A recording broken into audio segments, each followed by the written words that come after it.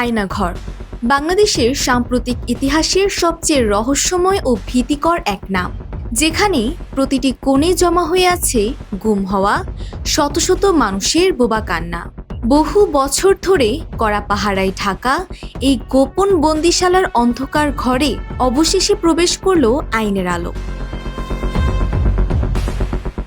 আজ শনিবার সকালে রাজনীতির আড়ালে থাকা সেই আলোচিত আয়নাঘর পরিদর্শনে যান আন্তর্জাতিক অপরাধ ট্রাইব্যুনাল একের বিচারক ও প্রসিকিউশন দল। রাজধানীর উত্তরায় র্যাব-1 কার্যালয়ে অবস্থিত এই বন্দিশালায় প্রবেশ করতেই সামনে আসে এক সময়ের চরম ভীতিকর বাস্তবতা। কিন্তু কেনই হঠাৎ পরিদর্শন? শনিবার সকালে ট্রাইব্যুনালের বিচারক ও প্রসিকিউশন দল সরেজমিনে সেখানে যান।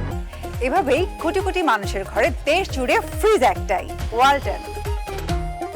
তারা একের পর এক ঘুরে দেখেন বন্দীদের রাখার সংকীর্ণ কক্ষ, জিজ্ঞাসাবাদের ভয়াবহ স্থান আর 24 ঘন্টার নজরদারি ব্যবস্থা।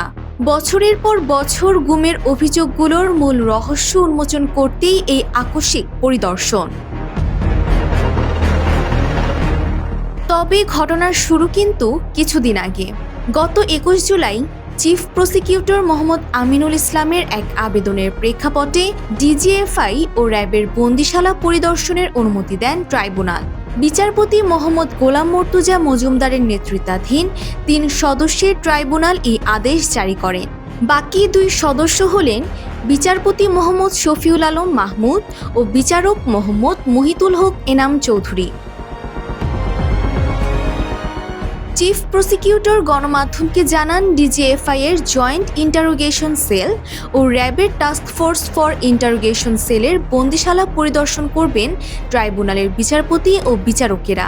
সে সময় ট্রাইব্যুনালের প্রসিকিউশন ও ডিফেন্সের লোকসহ অন্যান্য প্রয়োজনীয় লোকজন উপস্থিত থাকতে পারেন।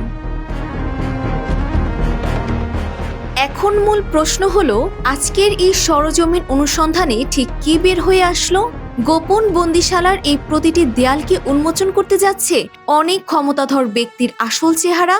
সাবেক ও বর্তমান সেনা কর্মকর্তাদের বিচার চলাকালীন এই পরিদর্শন নিঃসন্দেহে এক বিরাট মোড় এনে দিল তদন্তে। এছাড়া আন্তর্জাতিক অপরাধ ট্রাইব্যুনাল একে জেআইসি ও টিএফআই সেলে গুম করার ঘটনায় সাবেক ও বর্তমান সেনা কর্মকর্তাদের বিচার এখনো চলমান রয়েছে। Desk report, Bangladesh bulletin.